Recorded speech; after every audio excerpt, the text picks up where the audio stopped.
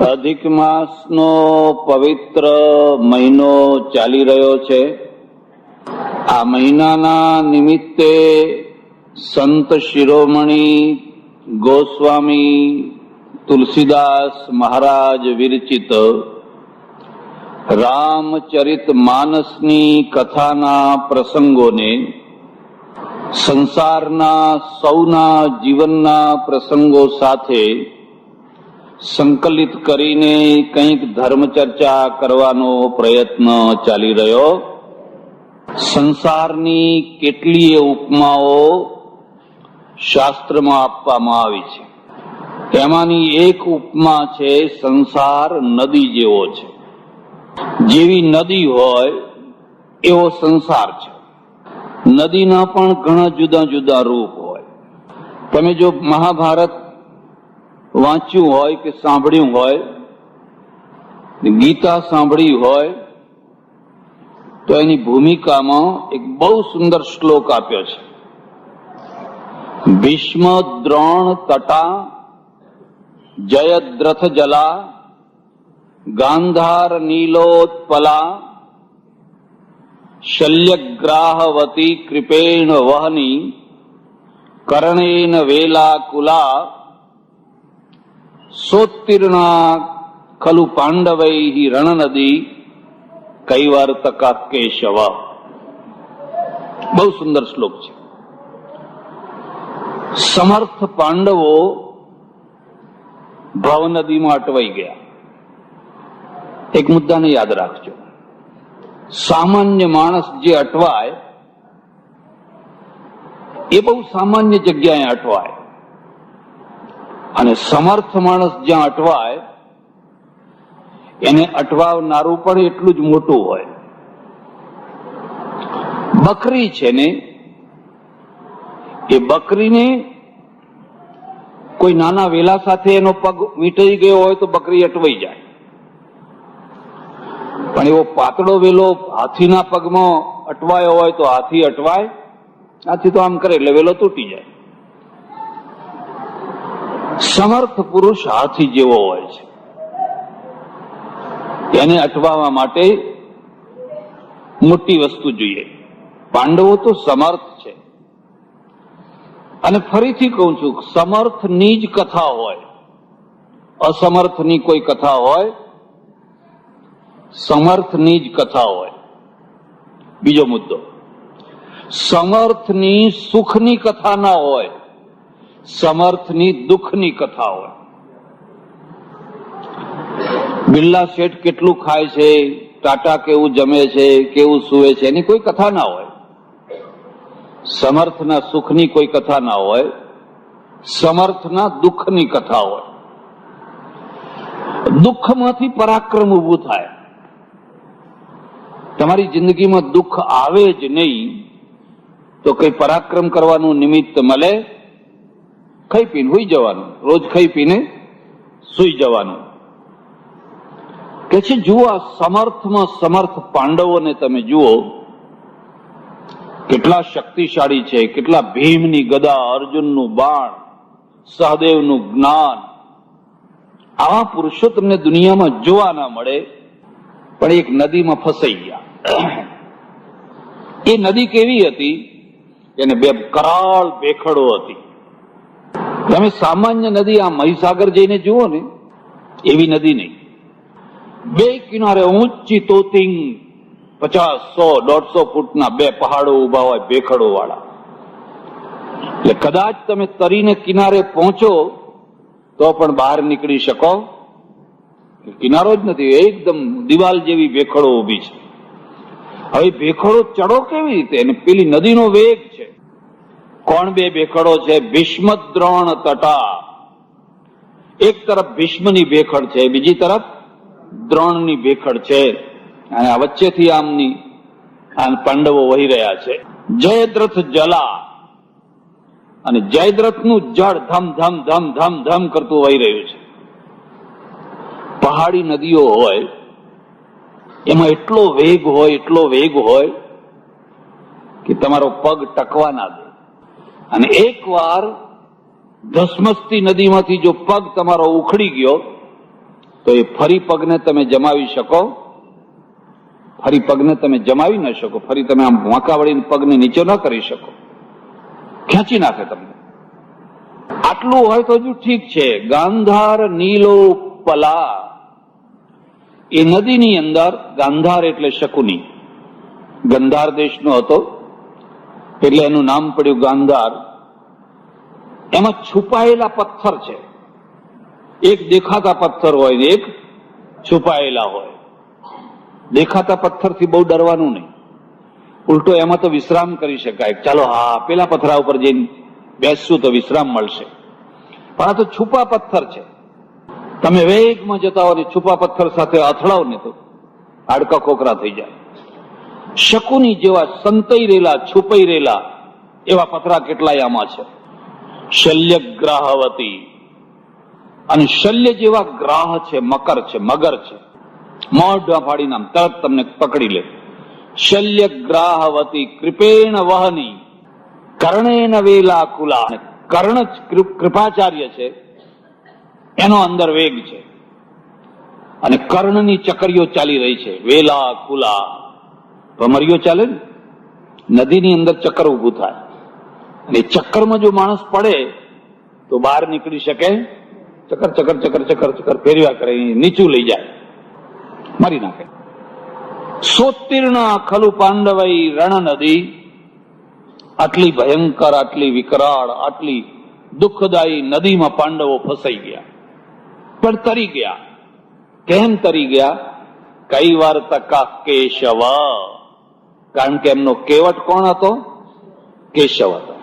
એક સારો કેવટીયો મળી ગયો, એક સારો નાવ ચલાવનારો મળી ગયો. પછી નદી ભલે ગમે એમ ફૂંફાડા મારતી હોય, પણ એ નાવ ચલાવ બધા વિઘ્નોમાંથી આ બધા લોકોને પાર કરી દીધા. આ મુદ્દાને ધ્યાન રાખજો. તમને જિંદગીમાં શું મળ્યું એનું લિસ્ટ તમારી પાસે હોય કે ન હોય, પણ તમારે એક વાત જરૂર યાદ રાખવાની કે આવી ભયંકર ભેખડો વાળી નદીમાંથી કોઈ હેમખેમ પાર લઈ જનાર કોઈ કેવટીયો મળ્યો છે? કોઈ કેવટ મળ્યો છે? કોઈ નાવિક મળ્યો છે? રાષ્ટ્ર હોય તો રાષ્ટ્ર, કુટુંબ હોય તો કુટુંબ, ઘર હોય તો ઘર, પરિવાર હોય તો પરિવાર, કોઈને કોઈ ટાઈમે આવી નદીમાં ફસાતું જ હોય છે. એક બીજો મુદ્દો યાદ રાખજો. વિઘ્નો જ્યારે આવે, પરિવાર સાથે આવે. કદી એકલું વિઘ્ન આવે? એના આખા પરિવારને લઈને આવે. તમે જાણો કે આ એક આવ્યું છે પારે નહીં, હજુ એના બાલ બચ્ચા બહુ મોટા છે. 3 સાંધો ત્યાં 13 તૂટે. અને જયારે સુખ આવે ને ત્યારે 13 ને તોડો તો આપોઆપ સંધાઈ જાય. તમારે સાંધવા ના પડે, આપોઆપ સંધાઈ જાય. ઘટમાળ એવી છે. એટલે એક માણસ એવો રાખવાનો. ચંદ્રગુપ્તે ચાણક્યને રાખ્યા, અને ચાણક્ય કેટલી વાર નદી પાર કરાવી દીધી. રાષ્ટ્રનો ઉદ્ધાર થયો. એ કેવટ છે. અને પાંડવોએ કૃષ્ણને રાખ્યા. કૃષ્ણને કહ્યું તમે આ નાવ ચલાવજો, અમારાથી આ નાવ ચલાવી શકાય એમ. અને દુર્યોધને શકુનીને રાખ્યો. દુર્યોધને કહ્યું કે એ શકુની, અમારી નાવ હવે તું, એને ડૂબાડી, સારી રીતે ડૂબાડી. એટલે સંસારની ઉપમા છે ને નદીની. બીજી વાતને તમે સમજજો. નદીના 2 કિનારા છે, અને બંને કિનારા કદી ભેગા નથી થતા. થાય છે? હજારો વર્ષોથી એકબીજાના સામે સામે ઉભા છે, રોજ એકબીજાને જુએ છે, 24 કલાક જુએ છે, પણ બંને કિનારા કદી એક થતા. અને બંને કિનારા એક થઈ જાય તો શું થાય? નદી ખતમ થઈ જાય તો નદી રહે? ભાગવતમાં એક બહુ સરસ ઉપમા આપી છે. એક બીજો મુદ્દો યાદ રાખજો. કથા છે દુખિયા માણસો માટે છે, મનોરંજન માટે નથી. એનો ભગતને બોલાવ્યા ને આખી રાત કે રમઝટ ચલાવો. આખી રાત બરાબર છે, એ આનંદ કરે, ઠીક છે, પણ કથા છે ને એ દુખિયા માણસો માટે કથા છે. અને દુખિયા માણસોને કેવી કથા સંભળાવવાની હોય જેથી એનું દુઃખ હળવું થાય એવી. એ સાંભળે ને એનું દુઃખ થોડું હળવું થાય એવી કથા એને સંભળાવવાની. વ્યાસ કહે છે, પરીક્ષિતને કહે છે, વ્યાસ તું જો પરીક્ષિત, એક ધસમસતી નદી છે અને નદીની ભેખડો તૂટી રહી છે. આ બીજાના મુદ્દાને યાદ રાખજો. ધસમસતું વાહન હોય, ધસમસતી નદી હોય, ધસમસતું કંઈ પણ હોય, એ ભેખડો તોડવાનું ને વાહન ફૂટપાથ તોડવાનું. ફૂટપાથ ઉપર બેઠા હોય જેના ઉપર ફરી વળવાનું. ધસમસતું વાહન છે, કંટ્રોલ વિનાનું વાહન છે. જ્યાં વેગ ન હોવો જોઈએ ત્યાં વેગ કર્યો છે. એક ધસમસતી નદી છે, એની બે તરફની ભેખડો પડે છે અને ભેખડોમાં પડવાના કારણે કેટલાક લાકડા તણાવવા માંડે છે. ધસમસતી વસ્તુમાં શું તણાતું નથી હોતું. એટલે એક બીજો મુદ્દો પણ યાદ રાખજો. જીવનને હંમેશા ગતિશીલ રાખવાનું, સ્થગિત નહીં કરવાનું, મળદું નહીં થવાનું. ગતિશીલતા સારી વસ્તુ છે, પણ જીવનને કદી ધસમસતું રાખવાનું. રઘવાટ, દોડ, આંધળી દોડ. પછી કોઈ પણ ક્ષેત્રમાં, રાજકારણમાં હોય કે વેપારમાં હોય કે કોઈ પણ ક્ષેત્રમાં તમે આંખ મીચીને દોડે રાખો છો તો એક્સિડન્ટ કરવાના જ છો. અને એક્સિડન્ટમાં સામા માણસને નુકસાન થતા થશે, પણ પહેલું નુકસાન પોતાને થશે. જો ધસમસતી જે નદી છે ને, એમાં એક લાકડું આ તરફથી આવીને પડે છે ને બીજું લાકડું આ તરફથી આવીને પડે છે. એક બીજી વાત પણ યાદ રાખજો, એકલું તણાવવું બહુ દુઃખદાયી. કોઈ જોડે તણાતું બીજું મળે ને તો આશ્વાસન મળે, ચાલો હું એકલો તણાતો આ એ ભેગો તણાય છે. ડૂબતા હોય તો કઈ એ ડૂબે છે, કઈ આપણે એકલા ડૂબતા. તો એ વાતને એથી વધારે કરું ને તો એકલું જમવું સારું નહીં. ઘણા લોકો જાણી કરીને બારણા બંધ કરીને એકલા જમે, કોઈ આવી ના જાય. કોઈ આવી ના જાય. અને ઘણા લોકો રાહ જોઈને બેઠા હોય કે કોઈ આવે તો સાથે મળીને જમીએ. બેની પ્રકૃતિનો ભેદ છે. એકલું લાકડું તણાઈ રહ્યું છે અને એકલું હંમેશા વિચારવું હોય. નોંધ કરજો, એકલું હંમેશા વિચારવું હોય. ગામમાં રહેતા હોય ને તમે એકલા હો, કોઈ સાથ ના હોય, કોઈ ટેકો ના હોય, બધા હેરાન કરે, બધા દાદાગીરી કરે. જાણે છે કે આના સાથે કોઈ પાછળ પીઠ બળતો કોઈ છે નહીં, એટલે બધા એને ડરાવે, બધા એને દબાવે. આ જીભ બિચારી એકલી જ છે ને. અને પેલા દાંત 32 દાંત, અને 32 પથ્થર જેવા પાછા. અને પેલી પોચી બિચારી, બિલકુલ લુલી પોચી. જયારે જુઓ ત્યારે દાંત દબડાયા કરે, હરખી રહેજે. આ દુનિયાનો એક નિયમ છે. સિંહને કોઈ દબડાવા જતું, વાઘને કોઈ દબડાવા ના જાય. કોણને દબડાવા જાય? જે ગરીબ હોય, જે નિર્બળ હોય, જે દુર્બળ હોય. રૂઆબ તો કરવો જ છે ને. હવે રૂઆબ કરવાની એક જગ્યા જોઈએ ને. જો ઘરવાળી દુર્બળ હોય તો ભૈયાના ઉપર રૂઆબ કરે, જબરો રૂઆબ કરે. પણ ઘરવાળી જો વાઘણ હોય, ઈંટનો જવાબ પથ્થરથી આપે એવી હોય, ભાઈ ઠંડા થઈ જાય, છંછેડશો નહીં, એને છંછેડશો. દરેકને દબડાવવા માટે, રૂઆબ કરવા માટે એક જગ્યા જોઈએ. એટલે પેલું બિચારું એકલું લાકડું તણાયા કરે. અને એકાકીપણું, એકલાપણું, અસહાયપણું, નિર્બળપણું બહુ દુઃખદાયી છે. એટલામાં તણાતું એક બીજું લાકડું આવ્યું. આ બીજી વાતને સમજજો.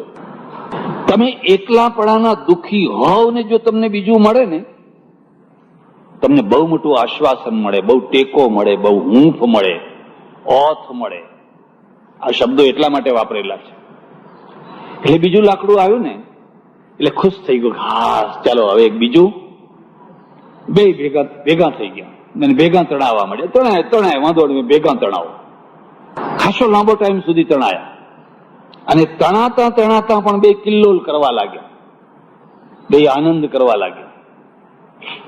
મુદ્દાને સમજજો.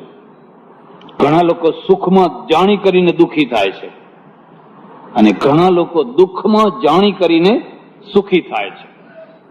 ભગવાને એમને સુખનો ઢગલો આપ્યો છે. આરસપણનો મહેલ છે, ખાવાનું પીવાનું, કપડાં લત્તા, પરિવાર બધું છે. પણ એમાં રહેનારા માણસો જાણી કરીને દુઃખી થાય છે. જાણી કરીને કેમ દુઃખી થાય છે? એ કદી પણ શું મળ્યું છે એની નોંધ નથી લેતા, પણ શું નથી મળ્યું એની નોંધ લે કરે છે. શું નથી મળ્યું? એક માણસ મને કે મહારાજ ફલાણાના જેવો હું ક્યારે થઈશ? ફલાણા એટલે એનાથી ઊંચો, એના જેવો હું ક્યારે થઈશ? એ કોઈ એના જેવો તો તું આ જન્મે તો થવાનો, પણ પેલાના જેવો થવાની તૈયારીમાં છે. પેલો એટલે એનાથી ઘણો નીચે. મેં આજે ઝાડુ લગાવે ને એના જેવો થવાની તૈયારીમાં છે. મને કે તમે આવું કહો છો? મેં કહ્યું તું આવું બોલાવડાવે મારી પાસે? તું એવી કેમ અપેક્ષા? તારી પાસે શું નથી? તને શું નથી મળ્યું? તને બધું મળ્યું છે. ઘણા તો રોતા જ હોય, જયારે જો ત્યારે રોતા. ખાતી વખતે રોતા હોય, ઊંઘતી વખતે. કોઈ એમના ત્યાં મહેમાન થઈને આવ્યા નહીં કે રડવાનું શરૂ કર્યું, તરત જ રોવાનું શરૂ કરી દે. મારા જેવો કોઈ માણસ જાય તો ચહેરો ઉતારીને બેઠા હોય. મેં કીધું કેમ ભાઈ, કઈ દુઃખી લાગો છો? 3 દિવસથી ભેંસ દોવા દેતી. અરે નહીં દોવા દે તો કઈ નહીં, અમે ચોથા દાડે દોવા દેશે.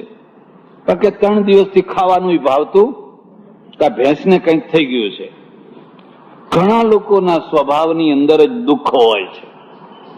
એમને ઉપરથી ભગવાન આવે તો એ સુખી કરી શકે, એમની પ્રકૃતિમાં એના સ્વભાવમાં જ દુઃખ છે. તો કેટલાક લોકો એવા હોય કે ગમે એવા દુઃખમાં હોય તો બાદશાહીથી જીવતા હોય, ગમે એવા રોગ થયા હોય, ગમે એવું થયું હોય, ભાઈ આનંદથી મસ્તીથી જીવતા હોય.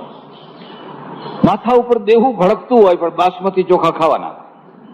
એક સજ્જનના ત્યાં ગયા, સરસ રસોઈ બનાવેલી, બાસમતી ચોખા. મેં કહું હો, આ બધું કોઈ મહેમાન પરાણો આવતા હશે ત્યારે તમે આવા બાસમતી ચોખા કરતા હશો. મને કે ના, 360 દિવસ અમારે તો બાસમતી ચોખા જ ખાવાના. બહુ પૈસાદાર લાગો છો, બહુ સુખી માણસ લાગો. મને કે દેવાનો પાર નથી. એમ માથા ઉપર જેટલા વાળ છે ને એટલું દેવું છે, તો પછી બાસમતી ચોખા શું કામ કહો છો? મને કઈ ખાવાનું એટલે ખાવાનું હોય, આટલા છે એના ભેગા 2 વધારે દેવાદાર છે, 2નું વધારે દેવું કરશું. પણ આમાં કઈ ફેર પાડવાનો, અરે રે હવે શું કરશું, અરે રે હવે શું કરશું, અરે રે હવે શું કરશું, કઈ નહીં, જે થવું હશે.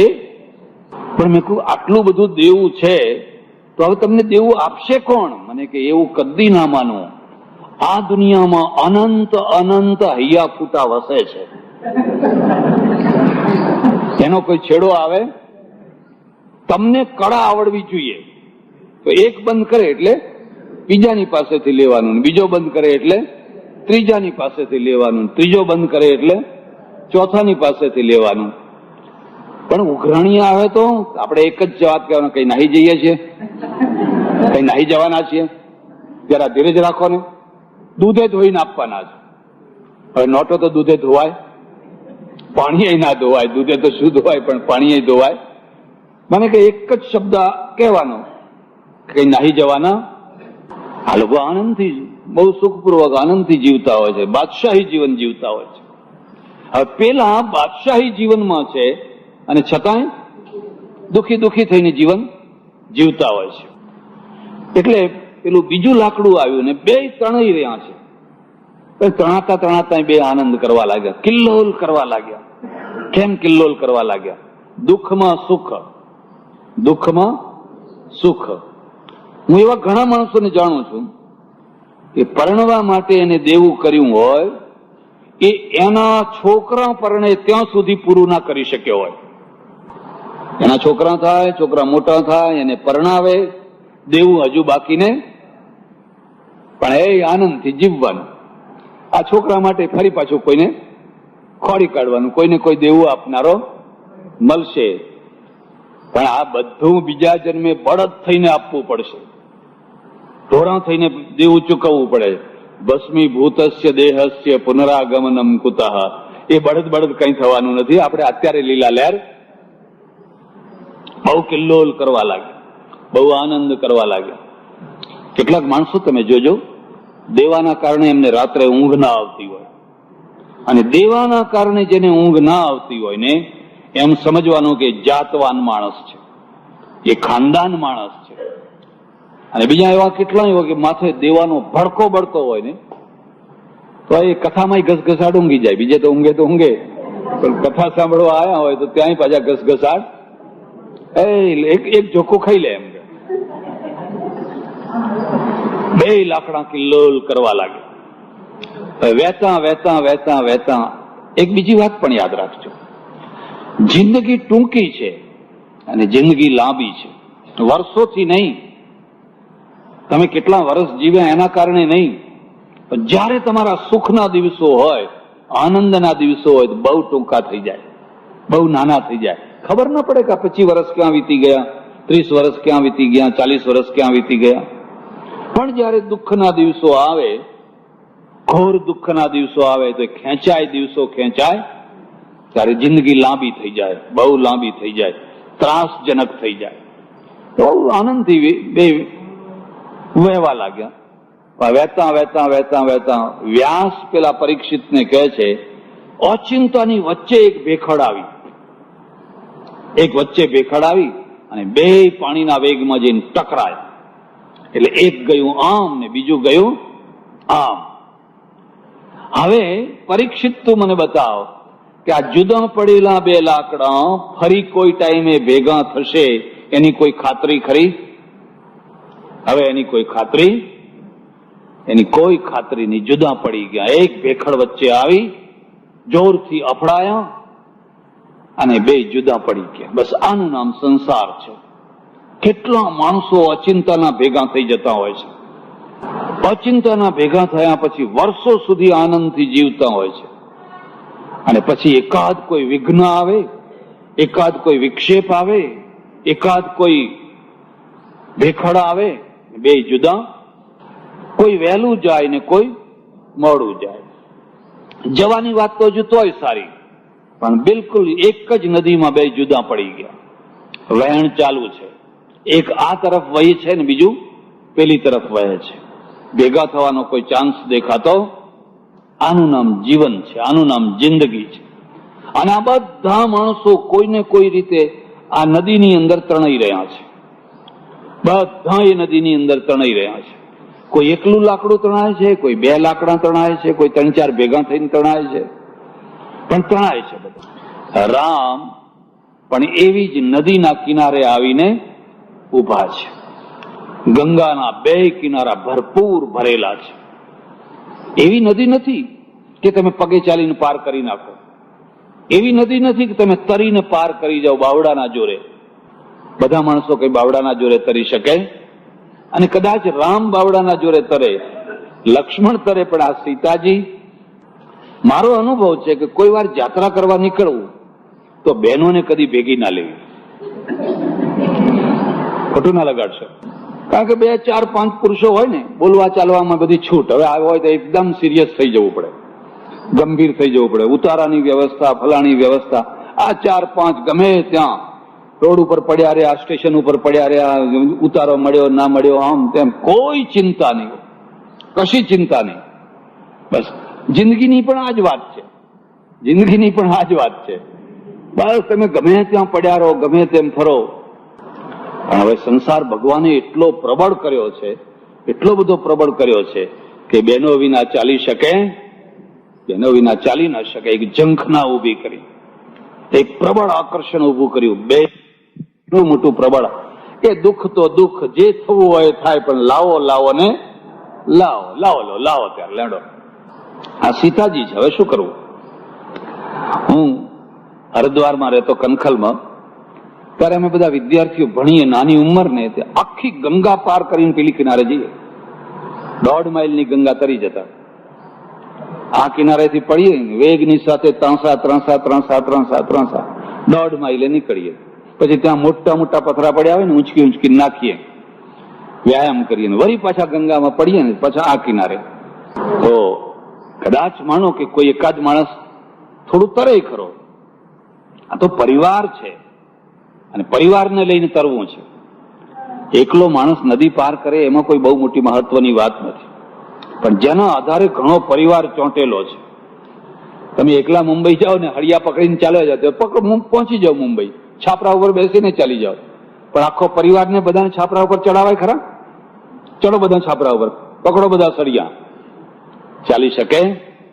આ બીજી વાતને સમજો. તમારું જે મગજ, તમારું જે મસ્તિષ્ક છે ને, એ બે જગ્યાએ સુધરતું હોય છે, બે જગ્યાએ એ ડાયું થતું હોય છે, અને બે જગ્યાએ જો એ ડાયું ના થયું તો ત્રીજી કોઈ જગ્યા ડાયા થવાની નથી. ગમે એટલું બગડેલું ખરાબ મગજ હોય, પણ એ લગ્ન કરીને આવે ને એટલે પહેલા એને મગજને સુધારવાનો પહેલો મોકો મળ્યો. અત્યાર સુધી આખા ગામમાં એ ઝઘડો કરે, લડે, ઝઘડે, ગાળો બોલે, વ્યસન કરે, મોડો આવે, પણ સુઈ જાય, આમ સુઈ જાય. હવે ઘરમાં એક જવાબદારી આવે એટલે હવે વિચાર કરે કે હવે આપણાથી એવું લડાઈ ઝઘડો કરાય. આ એક બીજી વાતને પણ યાદ રાખજો. સ્ત્રીનું નામ જ આબરૂ છે. સ્ત્રી એટલે આબરૂ. પુરુષ એટલે આબરૂ નાખો તોય ચાલે. હા, સ્ત્રીની આબરૂ પુરુષની મુઠ્ઠીમાં, પુરુષના હાથમાં, એટલે જવાબદારી પુરુષની. સ્ત્રી એટલે આબરૂ.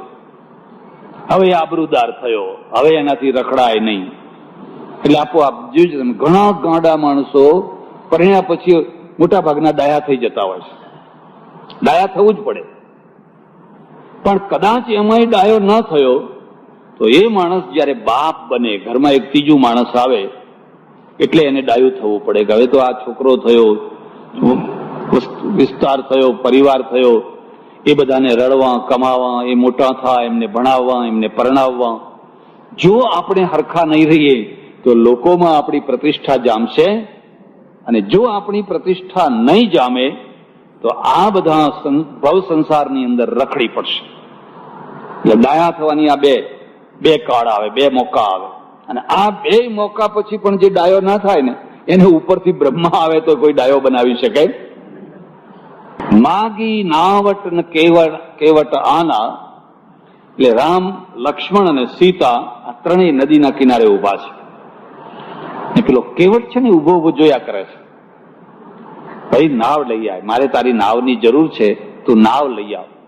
કેવટે કહ્યું, ના, હું નાવ લાવવાનો? કેમ નાવ નથી લાવવાના? મેં એવી વાત સાંભળી છે કે તમારા પગની ધૂળ જેના ઉપર પડે છે ને એ સ્ત્રી થઈ જાય છે, નારી થઈ જાય છે. શિલા ઉપર પડી તો અહલ્યા થઈ ગઈ, મારી નાવ ઉપર પડે તો મારી નાવ પણ. તમારે બે સ્ત્રીઓનું ભરણ પોષણ કેવી રીતે કરવું? રામે બહુ સમજાયું કે એવું નથી ભાઈ, એ ખોટી વાત છે, એવું નથી. એ તો એકાદ વાર કામ કરે, કઈ રોજ રોજ કામ કરે? રોજ રોજ કઈ કામ ના કરે. આશીર્વાદે એકાદ વાર કામ કરે, કઈ રોજ રોજ આશીર્વાદ કામ કરે? રોજ રોજ આશીર્વાદ ના કામ.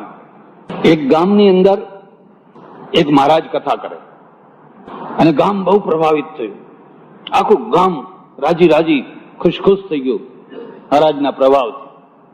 એટલામાં એક બીજા મહારાજ આવ્યા. આ બીજા મુદ્દાને સમજજો. બે સાધુઓ અંદર જેટલું લડે ને એટલું બે સંસારીઓ ના લડે. જેટલો ત્યાગ વધારે ને એટલી લડાઈ વધારે. ત્યાગ ઓછો હોય તો લડાઈ ઓછી થાય. સંસારીઓ એટલું બધું લડે નહીં, કારણ કે લડવાના પરિણામ ભોગવવા પડે. જો આ બે લડશે તો આ ઘર ઉપર અસર પડશે, પરિવાર ઉપર અસર પડશે, છોકરા ચિયા ઉપર અસર પડશે, દુકાન ઉપર અસર પડશે. એટલે ગમ ખાઈ જાય. ભલે બોલ્યા, ચૂપ થઈ જાઓ. હવે અહીં તો કોઈ અસર પડવાની જ નથી ને. અહીં તો કોઈની અસર પડવાની, આગળ પાછળ કઈ છે? એટલે તુંબા લઈ લે, ચીપિયા લઈ લે, કઈનું કઈ કરી નાખે. કારણ કે બિલકુલ જવાબદારી વિનાનું જીવન છે. પેલાને તો જવાબદારી છે, એને ગુસ્સો ઘણો આવે, મારવાની એ ઈચ્છા થાય, પણ ખબર પડે પછી આપણે હાથકડી તકશે ને પોલીસમાં જવું પડશે ને આ બધું બહુ દુઃખ આવશે, ના મારે ગમ ખાઈ જાવ. એટલે આ કોઈ યોગ સાધનાથી ગમ નથી ખાતા, એ પરિણામના ડરથી ગમ ખાઈ રહ્યા છે. અને અહીં પરિણામનો કોઈ ડર નથી.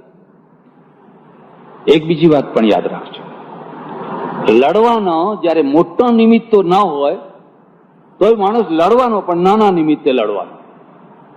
પેલા મોટા નિમિત્તે લડે. રાજા મહારાજાઓ લડે તો રાજપાટ માટે લડે, મોટા નિમિત્તો હોય કે આ રાજ લઈ લેવું છે, આ રાજ લઈ લેવું છે, આ રાજ લઈ લેવું છે, અને હવે રાજપાટ ન હોય, એવી કોઈ મહત્વાકાંક્ષા ન હોય, એવું કશું ન હોય, હવે લડવું કેવી રીતે? કે તું બારી આગળ કેમ સૂઈ ગયો, મારે બારી આગળ સૂવું છે. આસન લગાવવા માટે લડે. ખાલી આટલું જ હોય, અહીં તારું આસન કેમ, મારું આસન અહીં લગાવવું છે.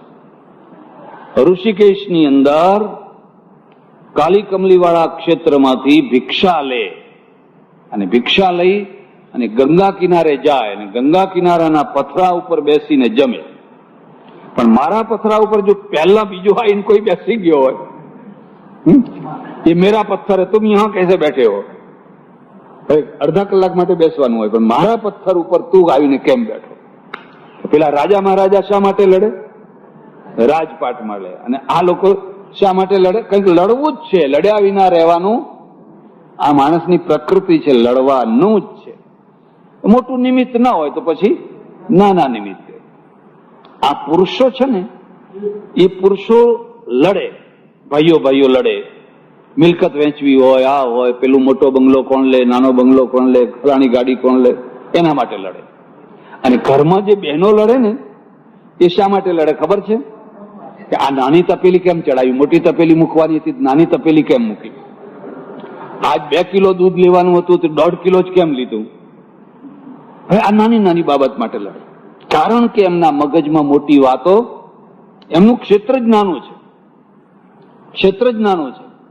અને જેનું ક્ષેત્ર જ, હવે પેલા પુરુષોને કઈક તપેલીઓ માટે લડો, હાડો, મોટી પેઢીએ બેઠેલા હોય, ટાટા બિરલા બધા હોય, એ તપેલીઓ માટે લડે ખરા? પણ એમની ઘરવાળીઓ તપેલીઓ માટે લડતી હોય, નાની નાની ચીજો માટે લડતી હોય. જેના જીવનનું ક્ષેત્ર જેટલું નાનું, એ નાની નાની બાબતમાં લડ્યા કરવાનું. અને જીવનનું ક્ષેત્ર મોટું તો એ લડશે તો મોટે. હા, મુદ્દો બીજો પણ સમજજો. મોટું ક્ષેત્ર હોય તો લડવાનો નિમિત્ત ક્યારેક જ મળે, અને નાના ક્ષેત્રમાં તો રોજે નિમિત્ત મળે, જ્યારે જુઓ ત્યારે મળે. હવે તમે રાજપાટ મોટું ચલાવતા હોય, મોટી પેઢીઓ ચલાવતા હોય ને 2 પેઢીઓ વચ્ચે લડવાનું, વર્ષમાં 2 વર્ષમાં એકાદ કોઈ નિમિત્ત મળે, કઈ રોજ રોજ મળે? અહીં તો પાણી ઢળી ગયું તોય લડવાનું છે, વાત વાતમાં લડવાનું છે. પ્રાઇમસ બુજાઈ ગયો તોય લડવાનું છે. કેમ પ્રાઇમસ બુજાઈ ગયો? વાત વાતમાં લડવાનું છે. જેમ જેમ જીવનનું ક્ષેત્ર નાનું થતું જાય, એમ એમ લડાઈના કારણો વધતા જાય, ને જેમ જેમ જીવનનું ક્ષેત્ર મોટું થતું જાય, એમ એમ લડાઈના કારણો ઓછા થતા જાય. એટલે રામ છે ને, રામે કહ્યું, ભાઈ તું આવ ને અમને લઈ જા.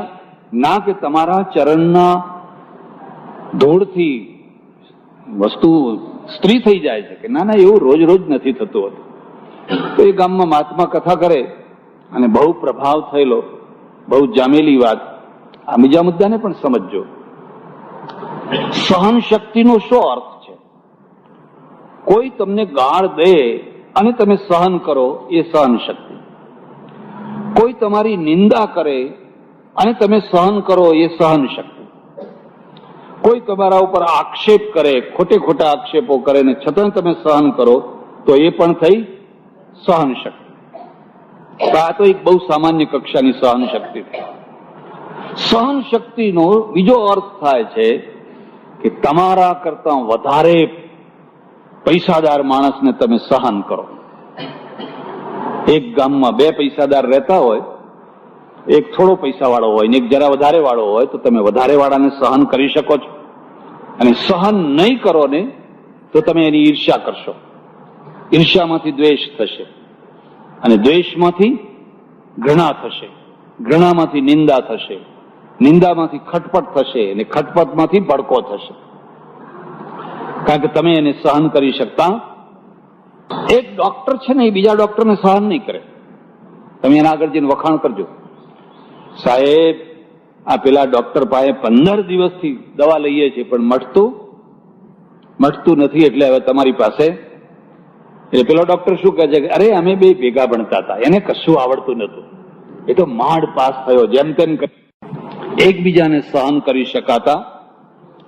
તમને ગાતા સારું આવડે છે પણ બીજાને સહન કરો, બીજાના ગીતને સાંભળો, તમારા એકનું જ ગાગા ના કરો. તુલસીદાસે લખ્યું છે, નિજ કવિત કહી લાગ ન નીકા સરસ હોય અથવા અતિ ફીકા. પોતાની રચેલી કવિતાઓ કોને નથી ગમતી હોતી? બધાને ગમતી. જેમ પોતાના છોકરા બધાને ગમતા હોય છે, એમ પોતાની રચેલી કવિતા પણ બધાને ગમતી હોય છે. પણ કેવી?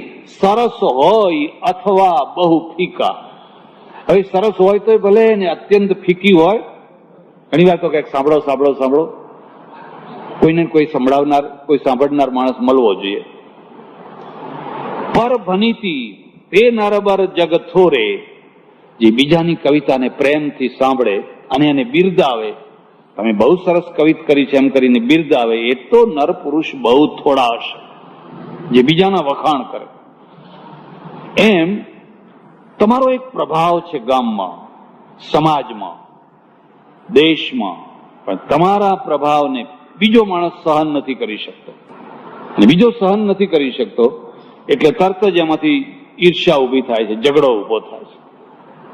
જો એના પ્રભાવને સહન કરો ને તો લીલા લહેર થઈ જાય, મંગળ થઈ જાય. અરે બીજી વાત જવા દો, દાતાના દાનને સહન નથી કરતા. એક દાતાએ દાન આપ્યું હોય તો બીજા દાતા કે આ મારાથી આગળ વધી ગયો, માટે ગમે તે ભોગે પણ એનો પ્રભાવ વધવો જોઈએ. માણસની આ દુર્બળતા છે, અને એ દુર્બળતા દૂર કરવા માટે આ સત્સંગ છે. આ સત્સંગનો બીજો કોઈ અર્થ નથી. ભગવાન મળે કે ના મળે, તમને જીવન મળવું જોઈએ. ભગવાન મળવાની વાત તો બહુ બહુ દૂરની છે, આપણને જીવન મળવું જોઈએ. બિરદાવે કહેવાય, સારું કર્યું તમે દાન આપ્યું, આટલું મોટું દાન આપ્યું, બહુ સારું કર્યું. એક વિદ્યાર્થી બીજા વિદ્યાર્થીને સહન કરી શકતો, બસ બીજાના કોઈ પણ પ્રકારના પ્રભાવને સહન નથી થઈ શકતો, અને એમાંથી અસુર વૃત્તિ ઊભી થાય એટલે અસુરપણું આવે. અને સહન કરે ને રાજી થાય તો એમાંથી દેવ વૃત્તિ ઊભી થાય, અને એમાંથી દેવ માણસ દેવ બને. એટલે બન્યું એવું, એ મહારાજ છે ને એ રોજ પેલાના પાછળ ખટપટ કરે, ક્યાં એ તો ઠીક છે હવે આ તો, એમ કરીને લોકોના આગળ નિંદા કરે. ને પેલા મહારાજને ખબર, મહારાજ બહુ જ્ઞાની ડાયામાં. એને એક કથામાં એક દિવસ કહ્યું, સજ્જનો, આ જે કંઈ હું છું, જે કંઈ મારી શક્તિ છે, એ તો આ સંતની દાઢીના પ્રસાદ છે. હવે સંત દાઢીવાળા પાછા, પેલા સંત હતા ને એટલે દાઢીવાળા, એટલે આમ દાઢી ઉપર હાથ ફેરવવા લાગ્યા. હા હા, આપણી દાઢીનો પ્રભાવ. એક સમયમાં એમણે એક વાળ તોડીને મને આપેલો, જા બેટા તેરા ભલા હો જાયગા. એક વાળના પ્રતાપે હું આટલી કક્ષાએ પહોંચ્યો છું. અને કથા પૂરી થઈને જે ટોળું ઉપડ્યું ને,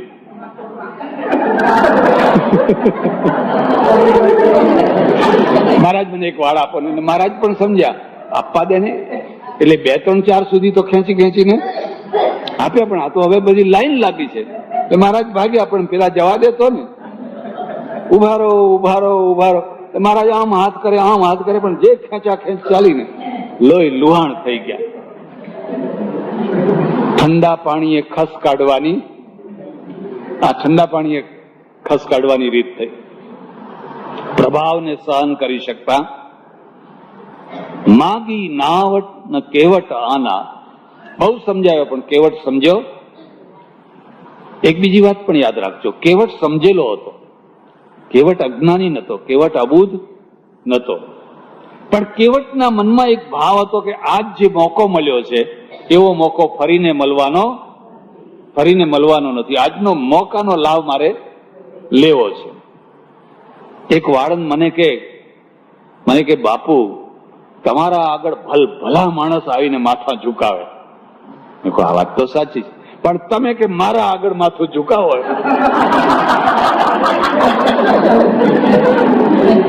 મેં કહ્યું એ વાત સાચી છે. અરે મોટા ગમે એવા મોટા હોય તો મારા,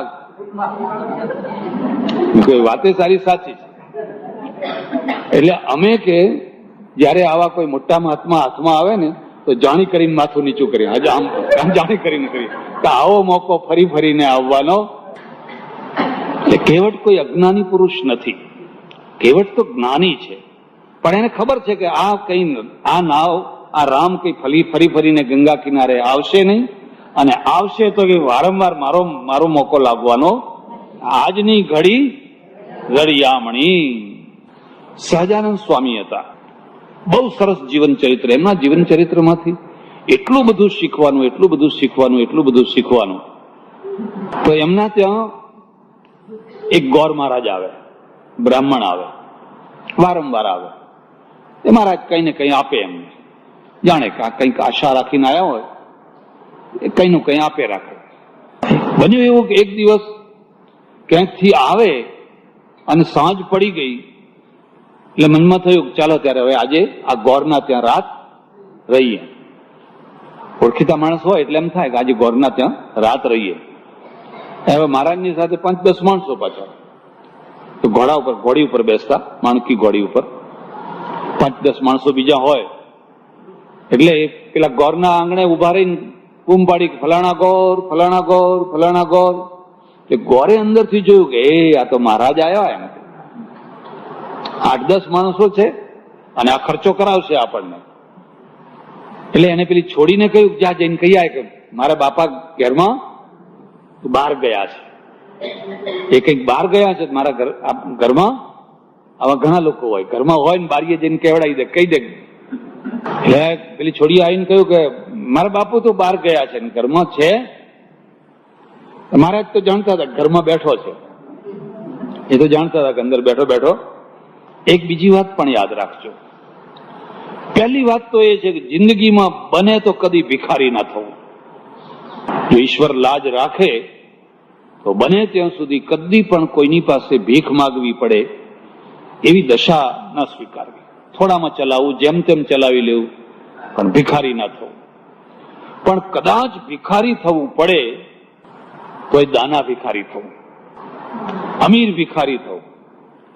અમીર ભિખારીનો અર્થ સમજો છો? વાતમાં વાત કહી દઉં તમને. શિવ ને પાર્વતી ઉપરથી જાય એટલે બધું નીચે જોતા જોતા જોતા જાય. પતિ પત્ની બે જતા હોય ને, એટલે પેલો પતિ છે ને એ પત્નીને બધું સંભળાવે. જોકે ઘણી વાર તો પત્ની જ બધું સંભળાવતી હોય, કારણ કે એની પાસે બોલવાનું ઘણું હોય, ઘણું બધું બોલવાનું ભેગું થયું હોય. એટલે પેલો હું કર્યા કરતો હોય. સ્કૂલમાં જઈ પેલા વિદ્યાર્થીને પેલા પ્રોફેસરે પૂછ્યું, શિક્ષકે પૂછ્યું, બોલ છોકરા ઉભો થાય. એમ ગન એટલે શું? ગન એટલે બંદૂક હોય ને. ગન એટલે શું? કે પપ્પા. હે? અને મશીન ગન એટલે કે મમ્મી. આવો કે જેમાંથી એક જ કારતૂસ નીકળે એ પપ્પા કહેવાય, અને જેમાંથી ધાડ ધાડ ધાડ ધાડ ધાડ ધાડ ધાડ કારતૂસોનો મારો થયા કરતો હોય ને એનું નામ કહેવાય. મારા મમ્મી જયારે બોલે ત્યારે મશીન ગન ચાલતું હોય છે, અને પપ્પાને તો માંડ એક વાક્ય નીકળે છે. શિવ છે ને એ પાર્વતીને બધું બતાવતા બતાવતા બતાવતા બધા ફરી રહ્યા છે. એટલામાં એમણે નીચે સ્મશાન જોયું, અને સ્મશાનના આગળ એક યોગીને, એક સાધુને, એક વિરક્ત ને એક તપસ્વીને ત્યાં સ્મશાનમાં બેઠેલા જોયા. એટલે શિવે કહ્યું, પાર્વતી તારે વૈરાગ્યનું મૂર્તિમંત રૂપ જોવું છે? તો કે બતાવો. વૈરાગ્યનું મૂર્તિમંત રૂપ. કે જો પેલો જે સ્મશાન આગળ બેઠો છે ને માણસ, એ ભર્તુહરી છે. 92 લાખ માળવાનો ધણી ભર્તુહરી છે. પણ એની અત્યંત વાલી જે પિંગળાને, એ પિંગળાએ વિશ્વાસઘાત કર્યો, દગો કર્યો, અને કાળજામાં લાત મારીને એટલે હવે એ યોગીના રૂપમાં ભટક્યા કરે. 3 દિવસનો ભૂખ્યો છે, 3 દિવસથી અને એક અનાજનો દાણો ખાધો નથી. ઓહો! ત્રીજા દિવસે એને કોઈ સ્મશાનમાં પેલા પિંડ મૂક્યા હોય ને, એ પિંડ કોઈના મૂકેલા છે ને લોકો અગ્નિદાહ આપીને ભાગી ગયા, જતા રહ્યા છે, સાંજ પડી ગઈ છે. તો એ મૂકેલા જે પિંડ છે ને, એ પિંડના ગોળા એ સ્મશાનમાં ચિતામાં શેકી અને ખાવાની તૈયારી કરી રહ્યો છે. 3 દિવસ થયા છે ખાધાને. તું ત્યાં ઉભી રહે, હું જરા જોઉં છું.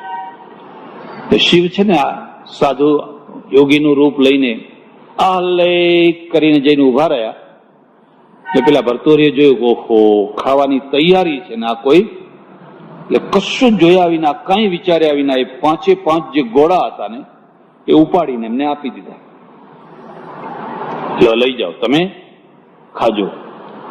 જો આ વૈરાગ્ય, જો જેના ઘરમાં અનાજના કોઠાર ભળ્યા છે, અનાજ સડે છે, પણ ચપટી કોઈને દાણો આપી શકતા, જેના ઘરની અંદર દૂધ બગડે છે, ઘી બગડે છે, ફળ બગડે છે, બધું બગડે છે, કપડાં સડી ગયા છે, ઉધઈ ખાઈ ગઈ છે કપડાને, પણ કોઈને આપી શકતા. આ જો આ 3 દિવસનો ભૂખ્યો છે, પણ ગોળા ઉપાડીને આપી દીધા. આ ભિખારીની અમીરી છે, આ ભિખારીની અમીરી છે. હું ભિખારી ખરો, આજ મારે આ સ્મશાનના ગોળા ખાવા પડે છે, પણ એ સમય ઉપર કોઈ માગનાર આવે તો હું આપી દઈશ. એકવાર એવું બન્યું, ભગવાન બુદ્ધ ગામની બહાર રહે અને ધર્મદેશના કરે, હજારો માણસો સાંભળવા આવે, તન્મય થઈને સાંભળે. પરોઢિયે નીકળી પડ્યા. ભોરણી ભર નિદ્રામાં શ્રાવસ્તી નગરી હતી. કવિ કહે છે કે શ્રાવસ્તી નગરી ત્યારે આખી પરોઢિયાની ઊંઘમાં ઊંઘેલી હતી. બુદ્ધના નામે ભિક્ષાની બૂમ કો નભે ચડી. અને બુદ્ધે ભિક્ષાની બૂમ પાડી, કોઈ આપો, મને કોઈ આપો, મને કોઈ આપો, મને કોઈ આપો. અને આખી શ્રાવસ્તી નગરી તો એટલી પૈસાદાર હતી ને, તો જે લોકોએ સાંભળ્યું ને જે હાથમાં આવ્યું લઈને દોડ્યા. કોઈ હાર, કોઈ વીંટી, કોઈ કંઈ, કોઈ હીરા, કોઈ માણેક બુદ્ધના પાત્રમાં ફેંકવા માંડ્યા, આપવા માંડ્યા. ત્યાં ને ત્યાં ખાલી કરીને આગળ ચાલવા માંડ્યા. આ છેડેથી પેલા છેડે સુધી એ ગયા, પણ કોઈના હીરા, માણેક, મોતી કશું લીધો. લોકો આશ્ચર્યમાં પડી ગયા કે આટલું આટલું આપીએ છીએ, આ કોઈ દિવસ માગતા નતા ને આજ માગવા નીકળ્યા. અને અમે જયારે આટલું બધું આપીએ છીએ તો આ લેતા કેમ નથી? પહેલા કિનારે, પહેલા દરવાજે, જયારે શ્રાવસ્તીના પહેલા દરવાજે ગયા, તે ખંડેર દરવાજાની પાછળના ભાગમાં એક ભિખારણ ઉભેલી, કૃષ્ણ સુકાઈ ગયેલું શરીર અને ચીંથરે હાલ એના કપડા, એવી એક ભિખારણ ઉભેલી. એ ભિખારણે કહ્યું, ભગવાન ઉભા રહો, જયારે આખું શ્રાવસ્તી નગર તમને આપી રહ્યું છે તો હું પણ કંઈક તમને આપું. અને એને પોતાના જે ચીંથરા જેવી સાડી હતી ને એ ઓઠે ઉભા રહીને અડધી ફાડી, અને અડધીમાં શરીર લપેટ્યું, અડધું કપડું ફાડ્યું અને આમ લાંબો હાથ કરીને પોતાનું બીજું શરીર ના દેખાય એવી રીતે કહ્યું, મારું આટલું લઈ જાઓ. અને બુદ્ધે એને બહુ પ્રેમથી સ્વીકાર કર્યો. શું ફરક છે? હીરા, માણેક, મોતી કોઈના લીધા, આ ભિખારણનું ચીંથરું લીધું. કારણ કે જાણે છે કે આ બિલકુલ ભિખારી કક્ષામાં છે, એની પાસે તો પહેરવાનું કપડું નથી, બદલવાનું કપડું નથી, ને છતાંય કે છે મારે આપવું છે. આ ભિખારીની અમીરી છે. માણસ ભિક્ષુક છે પણ મનનો અમીર છે, એટલી એની એટલી મોટી અમીરી છે. એટલે પેલા જે મહારાજ હતા તો એવું કેટલીક વાર બને, એક ભિખારી પણ બહુ મોટો અમીર હોય ને અમીર પણ ભિક્ષુક હોય. કેવટે કહ્યું, કેવટ જાણે છે, કેવટે કહ્યું, કેવટ જાણે છે કે હું ગરીબ માણસ છું, પણ આવો મોકો ફરી ફરીને મળવાનો, મને એક જ શરત છે કે તમારા પગ મને ધોવા દો. તમારા પગ ધોવું અને એમની ધૂળ બરાબર ચોખ્ખી કરું, પછી હું તમને બેસવા દઉં. અને કથરોટ લાવ્યો, પગ ધોયા, એ પગ છોડે જ નહીં પાછો. રામ કે બહુ થયું ભાઈ, હવે બહુ થયું, હવે કશું નથી. કે ના ના ના, ઉભા રહો, હજુ મને બરાબર ધોવા દો. ત્રણેય આનંદ કરી રહ્યા છે. તું આ કેવટની લીલા જો, આ ગરીબ માણસની ભાવનાને જો. બેઠા, નાવમાં બેઠા, અને પછી કેવટ નાવ ખેવા લાગ્યો. અડધે નાવ આવી એટલે રામે કહ્યું, ભાઈ તારી જે ઉતરાઈ હોય એ કે તો અમે તને આપી દઈએ. એટલે કેવટે કહ્યું કે હવે આપણે ધંધા ભાઈ, એમ કે વાળંદ નું કઈ પૈસા લે, ધોબી ના લે. એમ મારું કામ છે નદી પાર કરવું, અને તમારું કામ છે, મારી નદીના કિનારે તમે આવ્યા, મેં તમને પાર કરી દીધા. હું તમારી નદીના જે દિવસે કિનારે આવું ને તે દિવસે તમે મને અભણ કેવું યાદ રાખે, ભણેલા ભૂલી જાય, પગ મને ધોવા દો રઘુરાય. રામે કહ્યું કે મોટા મોટા યોગીઓ જે જ્ઞાનમાં ગૂંચવાઈ ગયા એ જ્ઞાન આને મળેલું છે, પણ ત્યારે શું આપણે હવે એને આપ્યા વિના જવું? આ બીજો મુદ્દો યાદ રાખજો. માગનારને મળે છે પણ ન માગનારને ડબલ મળે છે. જો ન માગનારની નિષ્ઠા સાચી હોય તો ન માગનારને ડબલ મળતું હોય છે. એક માણસ પહેલેથી જ માગવાની શરૂઆત કરે, આટલું આપો, આટલું આપો, આટલું આપો, આટલું આપો. અને એક માણસ બિલકુલ માગતો નથી, એ જાણે છે એને ડબલ આપે છે. રામે સીતાના સામે જોયું અને સીતાને કહ્યું, તું આને કંઈક આપ, મારું આપેલું તો લેશે પણ તું આપ. સીતાએ વીંટી કાઢી, અંગૂઠી કાઢી, અને અંગૂઠી કાઢીને એને આપી. આમ તો 2 પૈસા જ ઉતરી હતી અને 2 પૈસાની જગ્યાએ એક બીજો મુદ્દો પણ યાદ રાખજો. તમે જો સુખી માણસ હોવ તો ગરીબ માણસો સાથે, મજૂર, કારીગર એવા માણસો સાથે 2 પૈસાની રકઝક ના કરશો, એનો કસ ના કાઢશો. લોકો એનો કસ કાઢે. હવે એ તો ગરીબ માણસ છે, મજૂર માણસ છે, 5-10 રૂપિયા આપી દે તો તું નહીં આપે તો કોણ આપશે? તું એવી જગ્યાએ બેઠેલો છે કે તારે એ આપી દેવું જોઈએ. હું કાશીમાં રહું, મોટી મોટી શેઠાણીઓ કથા સાંભળવા આવે. મારા સામે ગીતા ભવન, હે મોટી, ત્યાં પેલી પગેથી ચાલેલી રિક્ષા, પગે વાળી ને રિક્ષા, એવી શેઠાણીઓ હોય કે એક સિવાય બીજું બેહી જ ના શકે. વજન જ એટલું હોય પણ તોય બીજું બેહાડ્યું હોય પાછું. અને પેલો બિચારો આમ આમ કરી કરીને પછી 2 રૂપિયા નક્કી કર્યા હોય ને 1.5 રૂપિયા આપે, રકઝક કરે, માથાકૂટ કરે ને પછી માંડ એમાંથી છૂટે. આ પદને શોભે એવો વ્યવહાર કહેવાય. 2 નક્કી કર્યા હોય તો એને 3 આપો, એને 4 આપો, એને 5 આપો. અરે તમારા માટે કશું જ નથી, તમારા માટે આ કોઈ ચીજ નથી, પણ એના માટે તો બહુ હો. એ યાદ કરશે કે આજ કોઈ શેઠ મળ્યા હતા, હો આજ બડી અચ્છી એક શેઠાની મળી थी, 5 રૂપિયા की नोट दे दी. એ તમને યાદ કરશે. પણ શરત એટલી છે કે તમારા સ્વભાવની અંદર અમીરી હોવી જોઈએ. જો તમારા સ્વભાવની અંદર અમીરી નહીં હોય તો હંમેશા તમે લુખ્ખા થઈને જીવન જીવવાના, ફિક્કા થઈને જીવન જીવવાના. એટલે રામે કહ્યું કે આપણે જયારે આખું અયોધ્યા છોડીને આવ્યા છીએ, હવે આ શરીર ઉપર જે કંઈ રહી ગયું છે એનો ક્યાં સુધી મોહ રાખવાનો? માટે એને ઉતારવા માંડો ને આવા માણસોને આપવા માંડો. સીતાએ કહ્યું, લે ભાઈ, તું મારો ભાઈ કહેવાય અને હું તને આજે બેન તરીકે તને આટલી વસ્તુ આપું છું, તારી યાદગીરી તરીકે મારી ભાભીને આપજે. ઘેર જઈને મારી, આ તો સંબંધો છે, સંબંધો કાઢતા આવડવા જોઈએ અને સંબંધો જોડતા આવડવા જોઈએ. બાકી નહીં તો તમારે કેટલી ભાભીઓ થાય ને કેટલા કંઈ થાય ને કેટલું કંઈ થાય, કેટલું કંઈ થાય, પણ તમને બધું આવડવું જોઈએ. પેલા કિનારે પહોંચ્યા અને ઉતર્યા એટલે પેલા એ કહ્યું કે હવે મારે આ નાવનો ધંધો કરવો નથી. અત્યાર સુધી મેં હજારો માણસોને નાવ આ કિનારે ઉતાર્યા, પેલા કિનારે ઉતાર્યા, આખી જિંદગી મારી વીતી ગઈ. હવે મને તમારી સાથે લઈ જાઓ, બસ હું તો તમારી સાથે આવીશ. આ બધો રસ્તો તમારો અજાણ્યો છે, આ જંગલમાં એટલું ભયંકર જંગલ છે, તમે અજાણ્યા છો, તો મને તમે સાથે લઈ જાઓ. હું તમારી સાથે ને સાથે ફરીશ અને તમારી સેવા કરીશ, પણ મને તમે સાથે. રામ કહે છે, ના હો, તને સાથે લેવાય. અમારે જો સાથે લેવા હોત તો આખું અયોધ્યા આવતું હતું. આવતું તો નતું આવતું? આખી અયોધ્યા ઉમડી હતી, અમે સાથે આવશું, અમે સાથે આવશું, અમે સાથે આવશું. આ બીજી વાતને સમજજો. જો જિંદગી એક યાત્રા છે તો એવા જ માણસોને સાથે લેજો જે સાથે ટકી શકે, જે નભી ન શકે, જે ટકી ન શકે, એવા માણસોને સાથે લેશો. અમે એકવાર યાત્રાએ ગયા, એક સારા સુખી સજ્જન. મેં કહ્યું, ભાઈ આ તો બહુ કઠિન યાત્રા છે, પર્વતો ચડવાના, આમ તેમ. ના કે હું બધે જ ફરી, મારી કોઈ ચિંતા નહીં કરવાની. અમે જ્યાં જઈએ ત્યાં પહેલું કામ એમનું શું હોય ખબર છે? પહેલી કોઈ સારી હોટલ જોઈને સારામાં સારી મીઠાઈઓ ખાઈ લેવાની. અમે તો આમ ખોરતા હોય, પેલા ભાઈ ક્યાં ગયા હતા તો મોડું લૂછતા લૂછતા. પહેલું જ કામ એ કે સારામાં સારું રેસ્ટોરન્ટ હોય. અમારી નજર બીજે ફરતી હોય કે આપણે ધર્મશાળા જુઓ, ઉતરવાની જગ્યા જુઓ, આમ જુઓ, અને એમની નજર એ ફરતી હોય કંઈક સારામાં સારું ક્યાં મળે છે. મોડું લૂછતા લૂછતા પછી આવે. સારું કીધું, પતાવ્યું.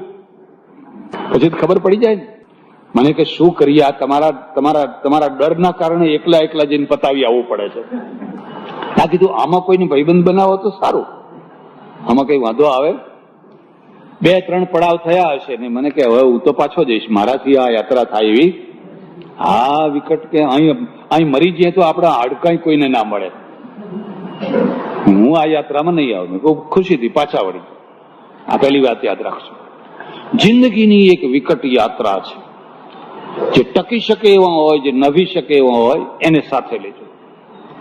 ગાંધીજીએ મહાદેવ દેસાઈને સાથે લીધા, ગાંધીજીએ કસ્તુરબાને સાથે લીધા, રામે હનુમાનને સાથે લીધા. હનુમાન ટક્યા કે ના ટક્યા? ક્યાં સુધી ટક્યા? છેવટ સુધી ટક્યા, છેવટ સુધી ટક્યા. એટલે પેલી વાત જરા વિસ્મૃત થઈ હતી, યાદ આવી. સહજાનંદ સ્વામી છે ને એને પેલી છોડીએ કહી દીધું કે મારા બાપુ તો ઘરમાં. હવે એ માણસ સ્વભાવનો ભિખારી છે, સ્થિતિનો ભિખારી છે, અને સ્વભાવનો 10 વાર જઈને લઈ આવ્યો હશે અને મહારાજે ઉદારતાથી આપ્યો હશે. અને ઘરમાં છે છતાંય કે છે ઘરમાં. મહારાજ તો જાણતા હતા કે અંદર બેઠો છે, એટલે કહ્યું કઈ વાંધો નહીં લુખા મહારાજ, તમે કાયમ લુખા જ રહેજો. આશીર્વાદ નીકળી ગયો કે તમે કાયમ આવાને. હવે શું કરવું? કાઠિયાવાડના ગામ બહુ દૂર દૂર, ચડોતરના નજીક નજીક, અને કાઠિયાવાડનું એક ગામ અહીં હોય તો એક બીજું પણ દૂર હોય, દૂર દૂર. કારણ કે આજીવિકાના ક્ષેત્રો ઓછા, આજીવિકાના ક્ષેત્રો જ્યાં વધારે હોય ને ત્યાં ગામ નજીક આવી જાય. ચડોતરના ગામ કેમ નજીકમાં? કે વચ્ચેની જગ્યામાંથી 2 ગામની આજીવિકા ઉભી થઈ જાય. અહીંયા 3 વીઘા 5 વીઘા જમીન હોય તો એક ઘરનું ગાડું સારી રીતે ગબડે. અને તમે ઝાલાવાડમાં જાઓ, કાઠિયાવાડમાં જાઓ તો 50-50, 100-100, 200 વીઘા જમીન હોય. અને 200 વીઘા જમીનમાં આ 5 વીઘા જમીન જેવું સુખી કુટુંબ હોય. આજીવિકાનું ક્ષેત્ર જેમ ઓછું થતું જાય એમ વસ્તી છે ને દૂર દૂર ફેલાતી જાય, દૂર દૂર થતી જાય. મુંબઈમાં ગીચ વસ્તી કેમ છે? કારણ કે આજીવિકાનું ક્ષેત્ર ઘણું છે એટલા માટે. હવે ક્યાં જવું? આમે બહુ દૂર ગામ છે અને ક્યારે પહોંચે ને કઈ વાંધો નહીં, હવે જવું જ પડશે. એટલે ચાલ્યા, થોડાક આગળ ગયા હશે અને એક મુસલમાન મળ્યો, મિયાજીનો છોકરો. અને મિયાજી છે ને એ એમનો ભગત મહારાજનો. મિયાજી તો નહીં પણ એ મિયાજીનો છોકરો મળ્યો અને એને જોયું કે અરે બાપુ અત્યારે તમે ક્યાં જાઓ છો? કે ભાઈ અત્યારે હવે પેલા ગામ જઈશું. એમ કે ના કે ના જવા દો. પણ કે ના ગમે એમ થાય, મારા બાપુ નથી ઘરમાં પણ હું તો છું ને, એમ તમને જવા નહીં દો. ઘોડાની લગામ પકડી લીધી. કેટલાક માણસો એવા હોય ને કે એમને અત્યંત નાભીનો આગ્રહ કરો તો જ વાતને સ્વીકાર કરે. ખબર પડી જાય હવે લગામ પકડી લીધી, નહીં જવા દો, અત્યારે અસુર ટાઈમે હું તમને નહીં જવા દઉં. અમારે શાસ્ત્રમાં એવું લખ્યું છે, અતિથિર યસ્ય ભગ્નાશો ગૃહાત પ્રતિનિવર્તતે સતસ્મૈ દુષ્કૃતમ દત્વા પુણ્યમાદાય ગચ્છતિ.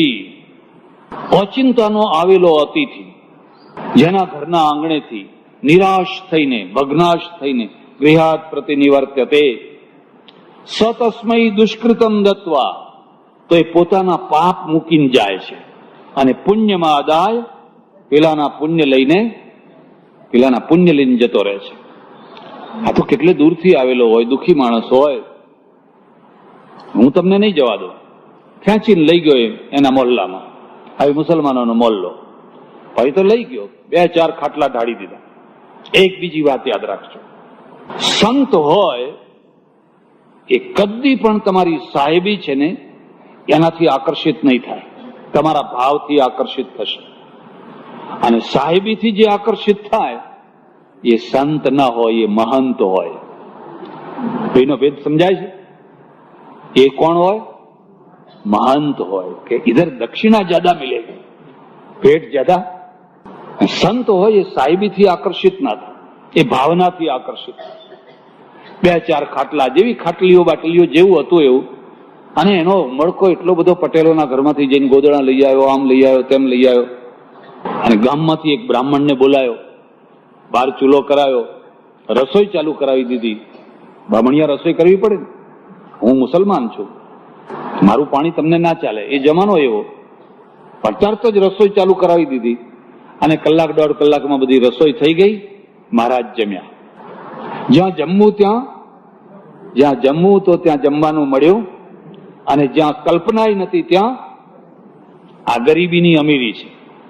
આ ગરીબીની મહારાજ પ્રસન્ન. અને આમાં કોઈ પણ માણસ પ્રસન્ન થાય. આવી પરિસ્થિતિમાં તો કોઈ પણ માણસનું હૃદય એકદમ ઉમળકામાં આવી જાય.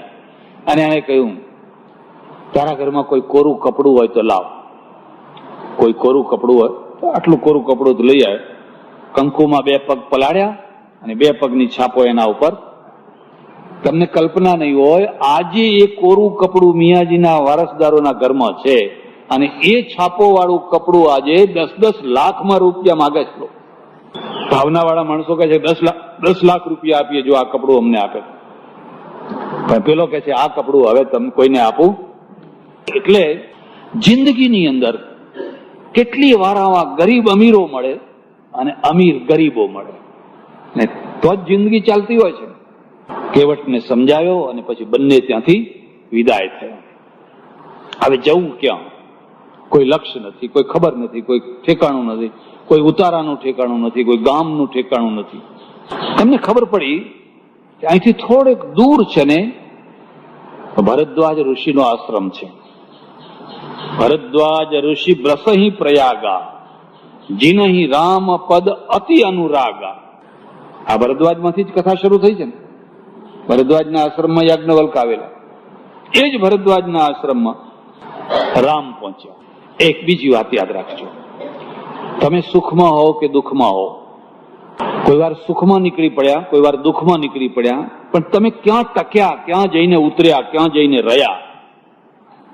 જો તમારું જીવન ઉત્તમ હોય તો તમે ઉત્તમ જગ્યાએ જ રહેવાના. તમને સારા માણસો જ ગમવાના, અને સારા માણસોના ત્યાં જ તમારું મિલન થવાનું. પણ જો તમે હલકા માણસો હશો ને તો સારા માણસોનું ઘર છોડીને પણ તમે હલકી જગ્યાએ ઉતરવાનું. બાકી આવા તો ઘણા લોકો ઘરથી નીકળી ગયા. નીકળીને ક્યાં જવું? એટલે ભરદ્વાજ ઋષિના આશ્રમમાં જવું. મનમાં એમ ભાવના, આપણને કોઈ આશ્રમ મળે, કોઈ આશ્રમ મળે, કોઈ આશ્રમ મળે, ઋષિનો સંગ મળે, ઋષિની સાથે વાતો થાય, ચર્ચા થાય. ભરદ્વાજ ઋષિ છે ને એમને પણ રામની ઝંખના છે ને. રામ ક્યારે આવે, રામ ક્યારે આવે, રામ ક્યારે આવે. નામ તો સાંભળ્યું છે પણ હજુ સુધી કોઈ દિવસ દર્શન થયા. રામ ખબર પડી કે રામ આવી રહ્યા છે, રામ આવી રહ્યા છે, રામ આવી રહ્યા છે. સૂર્યનો ઉદય થવાનો હોય, આગળ આગળ અરુણ દોડે, પાછળ પાછળ સૂર્ય આવે. અરુણ છે ને લોકોને ખાતરી કરાવે કે જો સૂર્ય આવી રહ્યો છે. પહેલા અરુણોદય થાય ને પછી સૂર્યોદય થાય. આખા આશ્રમની અંદર મંગળ વાતાવરણ થઈ ગયું. રામ આવ્યા, રામ આવ્યા, રામ આવ્યા. ચારેય તરફના લોકો ભેગા થઈ ગયા.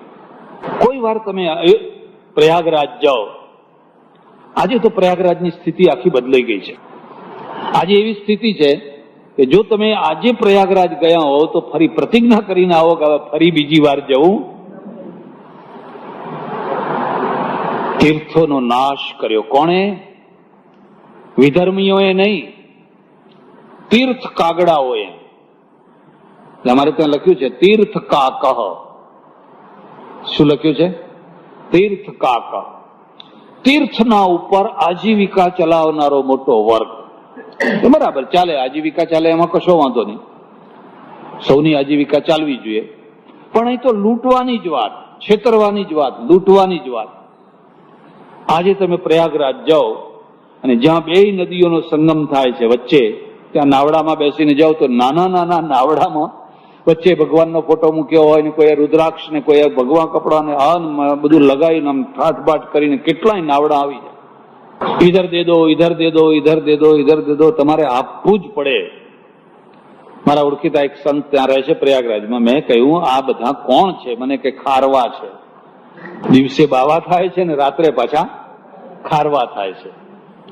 આખો દિવસ છે તે આવી રીતે જે આવે એ બધાને લૂંટે છે, અને એ પૈસા જે હોય રાત્રે પીને મસ્તીમાં જય જમને મહારાણી કી કરીને બધા આનંદ કરે છે. પણ મેં કહ્યું તમે એને રોકતા હોય તો? મને કે એકલા ખારવા નથી, એ તો પાછા ગુંડાય છે. એ તો અમને શું કહે છે કે તુમ ભી લૂટતે હો તો હમ ભી લૂટતે હૈ. तुम ज्यादा लूटते हो तो हम तो थोड़ा लूटते हैं, तुम भी लूटो और हम भी. મહારાજ અમને કઈ સંછેડાય નહીં, અમને કશું બોલાય નહીં તો અમારા આશ્રમમાં ઉપાધિ કરે, એટલે અમારે ચૂપ રહેવું પડે. આપણા તીર્થોની આ દશા. અને કોઈ તીર્થમાં સુધાર થવાની કોઈ કોઈ કોઈ કોઈ કોઈ પ્રવૃત્તિ કોઈ નહીં. જે જાય રોતો આવે ને વળી પાછો બીજા જાય, ત્રીજા જાય, રોજના રોજ એવું બધું ચાલ્યા જ કરતું હોય. તીર્થોને સુધારવા હોય ને તીર્થો જોવા હોય તો જૈનોના જોવાના. જોકે વર્ગ નાનો, સુખી વર્ગ, એટલે બધી વ્યવસ્થા કરી શકાય. કોઈ ભિખારી નહીં, કોઈ જબરજસ્તી નહીં, કોઈ લૂંટ નહીં, જમવાની વ્યવસ્થા, રહેવાની વ્યવસ્થા, આરતી પૂજા દીવો ધૂપ કરવું હોય તો એની બધી વ્યવસ્થા, અને તમારી ઈચ્છા હોય ને ગોલકમાં કઈ નાખવું હોય તો નાખવાનું. પણ કોઈ જગ્યાએ લૂંટફાટ કે એવું તેવું કશું, કોઈ ત્રાસ ત્રાસ ત્રાસ થઈ જાય એવું આપણે એવી વ્યવસ્થા કરી શકતા. વિશ્વ હિન્દુ પરિષદનું એકવાર સંમેલન ભરાયેલું અને અમે બધા સાધુઓ ભેગા થયા, એટલે મને જ પહેલા બોલવાનું કહ્યું, બોલો હવે આપણે આ પરિસ્થિતિમાં આપણે શું કરવું? તો મેં કહ્યું ભાઈ આપણે આ બધું સુધારો, આપણે તીર્થોને સુધારો, મંદિરોને સુધારો, આખી વ્યવસ્થાને સુધારો, જેથી લોકોને ધર્મ ઉપર આસ્થા રહે, શ્રદ્ધા તૂટે નહીં, શ્રદ્ધા વધે. અમારા એક ગરડા મહાત્મા હતા, એમણે કહ્યું કે तुम क्या कह रहे हो, ये तो सब चल रहा है, ये तो ऐसा ही चलेगा, हमको कुछ करना नहीं है, हमारे कहीं करવાનું એ તો આવું જ ચાલ્યા કરશે, ચાલ્યા કરે, લો ચાલ્યા કરે. તમે આખી દુનિયા ફરો. હમણાં બધું ઇઝરાયલ ને બધે જઈ આવ્યો. જેરુસલામ બહુ મોટું તીર્થ ક્ષેત્ર છે. જેરુસલામ છે એ ખ્રિસ્તીઓનું તીર્થ ક્ષેત્ર છે, મુસ્લિમોનું છે, યહૂદીઓનું છે. જેરુસલામની અંદર જીસસને ફાંસીએ ચડાવેલા, ખીલા મારેલા, એ આખી જગ્યા બતાવી. આવી રીતે ક્રોસ ઉપાડાવેલો અને આવી રીતે એને ફટકા મારતા મારતા મારતા લઈ આવેલા અને ક્રોસના ઉપર ખીલા જડી દીધેલા. 5 દિવસ સુધી એ જડેલું એમને એમ જીવતું માણસ ચોંટ્યું રહે, કારણ કે લોહી નીકળી જાય પછી એ મરે. એને ગોળી મારી દે તો સારું, તરત નિકાલ આવે. પણ ત્યારે એવી પદ્ધતિ, રોમન સામ્રાજ્ય હતું અને ત્યારે એવી પદ્ધતિ હતી કે જે કોઈ અપરાધી હોય એને આવી રીતે મારી નાખવાનું. તો 25-30 ફૂટ ઊંચે આખું ગામ ભેગું કરવાનું, આખું ગામ જુએ, પાછું ધાક બેસાડવા માટે, ધાક બેસી જાય. અને પછી એને બાંધેલો હોય, એના પગમાં 2 ખીલા મારે, આમ હાથમાં 2 ખીલા મારે, એટલે આમે ના થાય કે આમે ના થાય, માણસ મરે નહીં, લાકડા સાથે ચોંટી જાય. હવે આવો ને આવો એનું લોહી નીચે ટપકતું હોય અને રીબાતો હોય, રીબાઈ રીબાઈ રીબાઈ રીબાઈ રીબાઈ કેટલાય દિવસો પછી એ મરે. આ રીતે અહીંયા આ થયેલું. કોઈ એક પૈસો માગનારો નહીં, અહીં મૂકો, અહીં મૂકો, અહીં મૂકો, આ કરાવો, પેલું કરાવો, એવું કોઈ જગ્યાએ કઈ મળે. આખી દુનિયામાં એક આપણે જ એવા છીએ કે જેની કોઈ વ્યવસ્થા જ નહીં. અવ્યવસ્થા જ અવ્યવસ્થા, અને અવ્યવસ્થાનું નામ વ્યવસ્થા, અવ્યવસ્થાનું નામ વ્યવસ્થા. આપણે જે કેવા છે, બાકી બધે જ તમે જુઓ તો કઈ ને કઈ વ્યવસ્થા હોય, કંઈક હોય, પણ આપણી કોઈ વ્યવસ્થા નહીં. ભરદ્વાજ ઋષિના આશ્રમમાં રહ્યા, ખૂબ જ્ઞાન ચર્ચા કરી. ભરદ્વાજને કહ્યું કે હવે અમે આગળ જવા માંગીએ છીએ. ક્યાં જઈએ? કેટલી જગ્યાએ? કે તમે ચિંતા ના કરો, અહીંથી થોડે દૂર વાલ્મીકી ઋષિનો આશ્રમ છે, તમે વાલ્મીકી ઋષિના આશ્રમમાં જઈને રહેજો. ભૂગોળની દ્રષ્ટિએ જો તમે રામાયણને જુઓ ને તો થોડોક વિરોધ દેખાશે. વિરોધ એ દેખાશે કે રામે જયારે સીતાજીનો ત્યાગ કર્યો અને ઘોર જંગલમાં સીતાજીને ઉતારી દીધા, તો નજીકમાં વાલ્મીકીનો આશ્રમ હતો. હવે જો એ વાત સાચી હોય તો આ વાલ્મીકીનો આશ્રમ તો આજે 4-5મા દિવસે આવે છે ને. તમસાના તીર રહ્યા, શ્રંગવેરપુર રહ્યા, અહીં રહ્યા, એમ કરતા કરતા 4-5મો દિવસ થઈ રહ્યો છે. તો રાત્રે લક્ષ્મણ રથ લઈને નીકળ્યા અને જંગલમાં જઈને સીતાજીને ઉતારી દીધા અને રથ હાકી મૂક્યો. પછી સીતા નજીકમાં વાલ્મીકીનો આશ્રમ હતો, ત્યાં જઈને એમને આશરો લીધો ને ત્યાં જઈને રહ્યા. તો આટલો બધો દૂર હોય તો નજીકમાં વાલ્મીકીનો આશ્રમ હોય, અને નજીકમાં જો હોય તો અયોધ્યાની નજીકમાં વાલ્મીકીનો આશ્રમ હોવો પણ આ બધું જયારે લખાયું, રચાયું, ત્યારે લોકોને એટલી બધી ઇતિહાસનું જ્ઞાન નહીં, એટલી બધી ભૂગોળનું પણ જ્ઞાન નહીં. એટલે કેટલીક વાર હવે લંકાની બાબતમાં જ ઘણો મોટો વિવાદ છે કે લંકા કઈ, લંકા ક્યાં આવી. પણ વાલ્મીકી ઋષિના આશ્રમમાં ગયા. વાલ્મીકી ઋષિના આશ્રમમાં એક બહુ સરસ ઘટના ઘટી. રામે કહ્યું કે તમે બતાવો મારે ક્યાં રહેવું, મને તમે રહેવાની જગ્યા બતાવો. અમારા એક સજ્જન છે, એ કોઈ પણ જગ્યાએ જાય એટલે સૌથી પહેલા સંડાસ ક્યાં છે એ જોઈ આવે.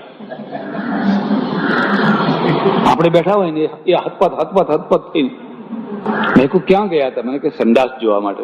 અરે ભાઈ તમે દરેક જગ્યાએ કેમ પહેલા? મને કે એ પહેલી મહત્વની વસ્તુ છે. અરે ઓચિંતાનો કોલ આવે પછી આપણે કોને પૂછવા જઈએ ક્યાં છે ક્યાં? એના કરતા પહેલેથી જોઈ રાખેલું હોય તો. એકવાર બન્યું એવું, ખરેખર એવું બન્યું. અમે ઇંગ્લેન્ડમાં એક જગ્યાએ ઉતરેલા, કોઈ ભાઈના ત્યાં ઉતરેલા અમે, અને પછી મેં કહ્યું જો ભાઈ હું સવારે વહેલો ઉઠું છું એટલે મને તમે બધું બતાવી દો. મને કે જો આ નીચે આવજો, આમ અહીંથી આમ જવાનું, આમ સ્ટોપર ખોલજો, આ સંડાસ છે, આ બાથરૂમ છે, આ બધું તમારે ના જો, અમે જરા મોડા ઉઠીએ છીએ. મેં કશો વાંધો નહીં. હવે હું તો મારા નિયમ પ્રમાણે ઉઠ્યો વહેલો, નીચે ગયો, કશું સૂજ જ ના પડે, બધું ભૂલી ગયા, નકશો ભૂલી ગયા. અને ડર એ લાગે ખારું કોઈનું બારણું ખોલીએ અને અંદર કોઈ સૂતું હોય, ગમે તેમ સૂતું હોય, અને જો ઓચિંતાની બૂમ પાડે તો આ તો અર્થનો અનર્થ થઈ જાય કે મહારાજ અમારે ત્યાં અમારા રૂમમાં કેમ આવી ચડ્યા તમે? આ તો લોકોને કંઈક કહેવાય નહીં, કંઈ ઊંધું સમજી બેસે. એટલે હું તો પાછો આવ્યો, પાછો આવીને ઉપર આંટા મારવા માંડ્યો. કદાચ કોઈ ઉઠે તો કોઈને કહું ભાઈ આ નીચે કઈ જગ્યાએ બાથરૂમ ક્યાં છે, શું છે એમ કહું. એ બધા ઘસઘસાટ ઊંઘે રાખે. આંટા મારીને અડધા કલાક સુધી મેં ચાલ ફરી જવા દો, ફરી જઈશ તો આ વખતે કદાચ ખોળી કાઢીશ. ફરી પાછો નીચે ગયો, નીચે જઈને આમ પ્રયત્ન કર્યો પણ કઈ ખુલે નહીં. પાછો ઉપર આવ્યો. કલાક નીકળી ગયો. એટલામાં પેલા ભાઈ જોડે, મારા જોડે આખા મકાનની અંદર એવા ઘંટ વાગવા માંડ્યા, ધણધડાટ, ઘણા. આખું ઘર જાગી ઉઠ્યું. અરે શું થયું? એટલે પેલા ઘરવાળા બધા જાગી ઉઠ્યા.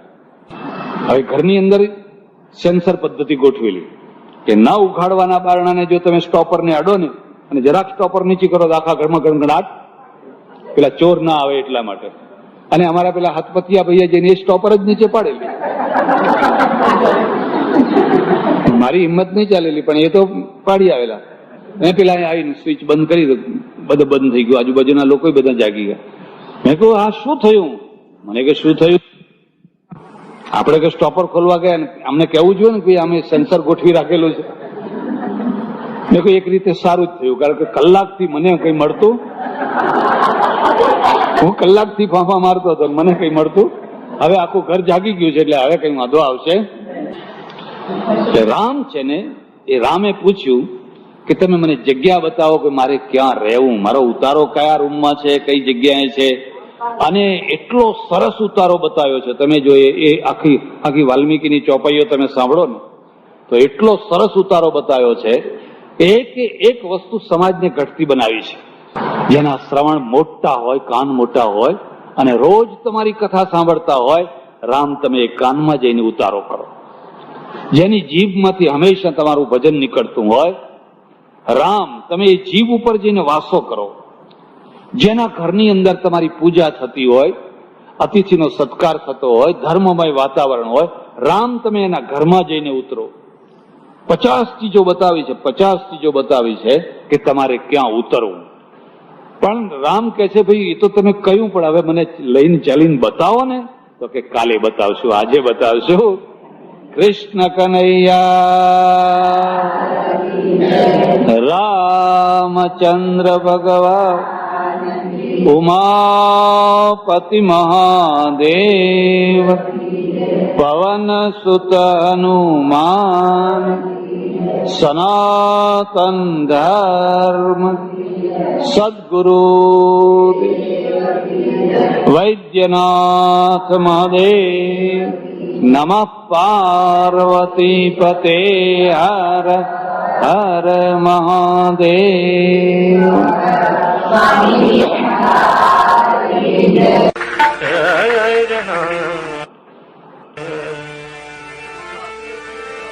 भज मन भज मन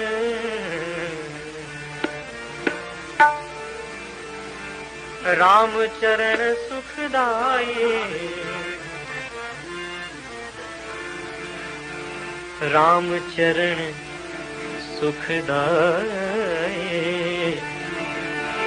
राम चरण सुखदाई। ये अंतिम भजन प्रस्तुत कर रहा हूं। भज मन राम चरण सुखदाई।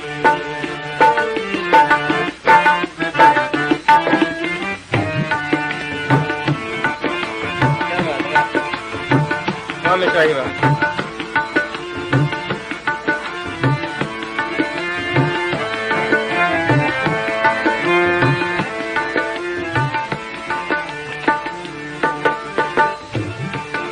राम चरण सुखदाये, भज मन राम चरण सुखदाये, भज मन राम चरण सुखदाये। यही चरणन से निकटे सुरसरी, शंकर जटा समाये, जटा शंकरी नाम पर्यो है, जटा शंकरी नाम पर्यो है, त्रिभुवन तारण आए। भज मन राम चरण सुखदाई।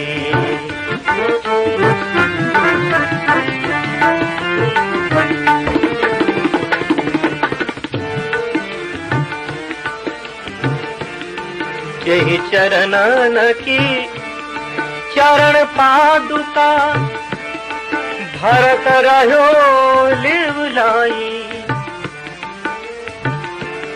सोई चरण केवट धोइली ने, सोई चरण केवट धोइली ने, तब हरि नाम चढ़ाई। भज मन राम चरण सुखदाई।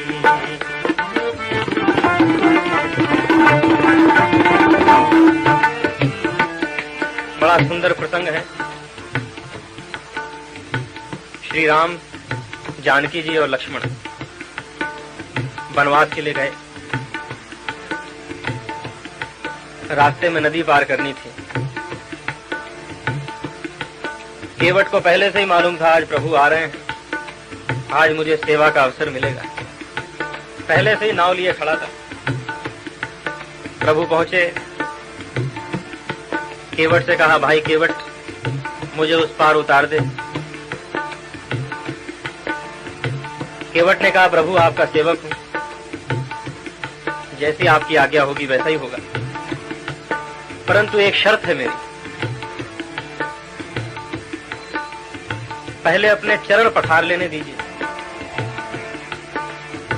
सुना है आपके चरण एक पत्थर में लग गए तो वो नारी बन गई। मेरे पास एक ही नाव है, कुछ हो गया तो क्या होगा।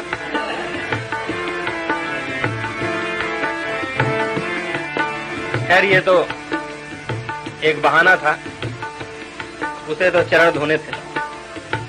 प्रभु ने अनुमति दी और उसने चरण धोए, चरणामृत दिया और ले चला उस पार। राम चरण सुखदाई, भज मन राम चरण सुखदाई, भज मन राम चरण सुखदाई।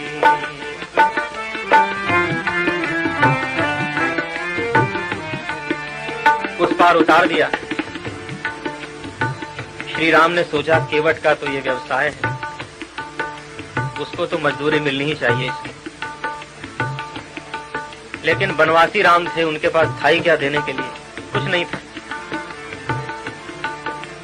उन्होंने इशारा किया जानकी जी की ओर, तो जानकी जी ने चूड़ामणि उतार के केवट को देनी चाहिए। केवट ने मना कर दिया। केवट ने कहा, प्रभु मैं आपसे कुछ नहीं ले सकता, क्योंकि एक ही व्यवसाय करने वाले दो व्यक्ति आपस में लेन देन नहीं करते। प्रभु को बड़ा आश्चर्य हुआ कि केवट क्या कह रहा है, मेरा और इसका व्यवसाय एक कैसे? केवट ने कहा, प्रभु है। और उसने कहा, नाई से ना नाई लेत, नाई से ना नाई लेत, धोबी से ना धोबी लेत, दे के मजूरिया जाति को न बिगाड़िए। श्री राम ने कहा, ठीक है, ये तो नाई और धोबी, लेकिन मेरा तुम्हारा व्यवसाय एक कैसे? फिर कहा केवट ने, नाई से ना नाई लेत, धोबी से ना धोबी लेत, दे के मजूरिया जाति को न बिगाड़िए। प्रभु आए मोरे घाट, प्रभु आए मोरे घाट, तो पार मैंने उतार दीने। प्रभु आए मोरे घाट, तो पार मैंने उतार दीने। जब आऊंगा मैं तोरे घाट, तो पार मोही उतारियो। जब आऊंगा मैं तोरे घाट, तो पार मोही उतारियो। प्रभु आप भी मल्लाह हैं, मैं भी मल्लाह हूँ। मैं इस छोटी सी नदी का मल्लाह हूँ, आप तो भवसागर के मल्लाह हैं। जब आऊंगा मैं तोरे घाट, तो पार मोही उतारियो। भजवन राम चरण सुखदाई, भजवन राम चरण सुखदाई। राम चरण सुखदाए भजवन, राम चरण सुखदाए भजमन। राम चरण सुखदाए भजमन, राम चरण सुखदाए। जाने से पहले आप सब मेरे साथ मिलकर भगवान का नाम लें। श्री राम जय राम, जय जय राम।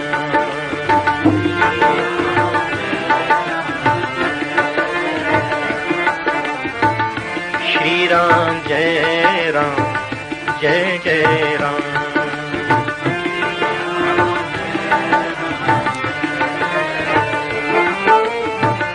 श्री राम जय राम, जय जय राम।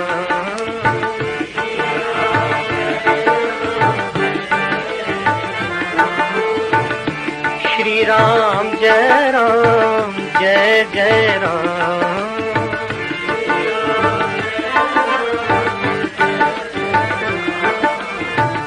श्री राम जय राम, जय जय राम।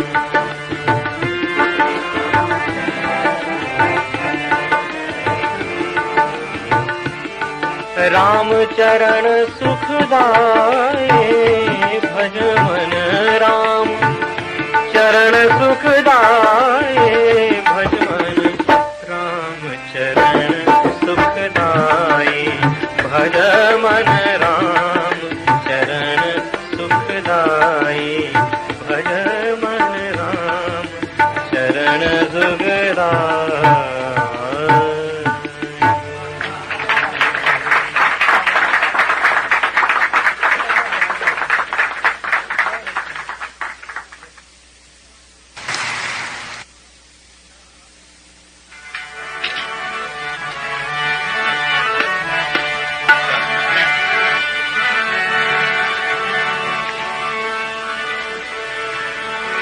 हरि नाम बसे,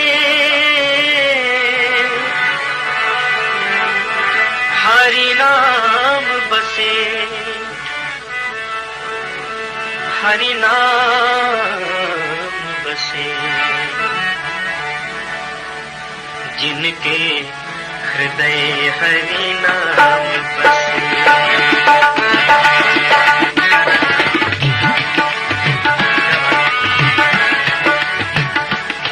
जिनके हृदय हरि नाम बसे, जिनके हृदय हरि नाम बसे, दिन और का नाम लिया न लिया, दिन और का नाम लिया न लिया, दिन और का नाम लिया न लिया। जिनके हृदय हरि नाम बसे।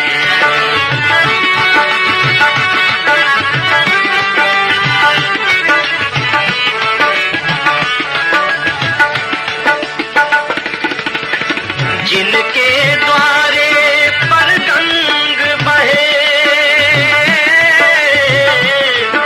जिनके द्वारे पर गंग बहे, जिनके द्वारे पर गंग बहे, तिन कूप का नीर पिया न पिया, तिन कूप का नीर पिया न पिया रे।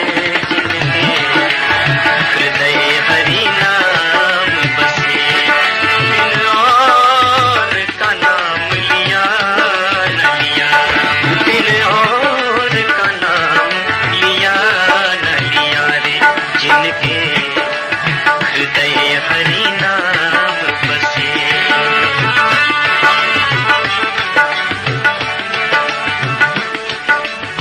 जिन काम किया परमारथ का, जिन काम किया परमारथ का, जिन काम किया, काम किया, काम किया, जिन काम किया परमारथ का, ओ जिन काम किया परमारथ का, तिन हाथ से दान दिया न दिया, दिन हाथ से दान दिया न दिया। जिनके हृदय हरि नाम बसे, दिन और का नाम लिया न लिया।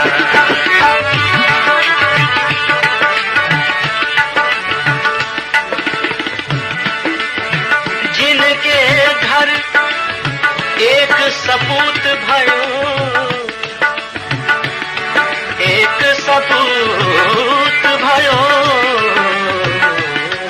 भयो, ओ जिनके घर एक सपूत भयो, तिन लाख कपूत भया न भया, तिन लाख कपूत भया न भया रे।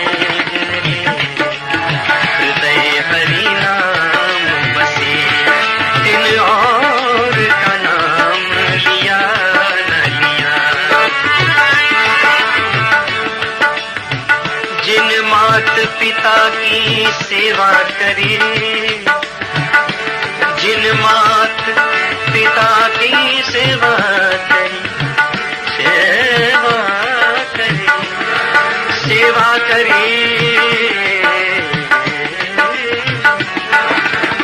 सगमनि नी मग सनि सदा नि सगमनि गम नी नी गम गम गनि सदा नि गम गम नी नी गम गम पद गम रे गम सनि सदा नि। जिन मात पिता की सेवा करे, जिन मात पिता की सेवा करी, तिन तीरथ व्रत किया न किया, दिन तीरथ व्रत किया न किया रे। जिनके हृदय हरि नाम बसे,